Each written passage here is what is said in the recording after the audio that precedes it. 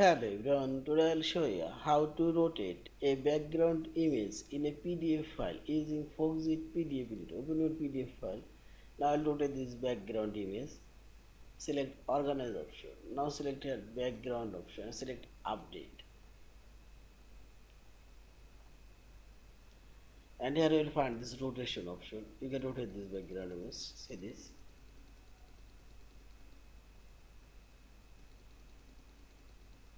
See.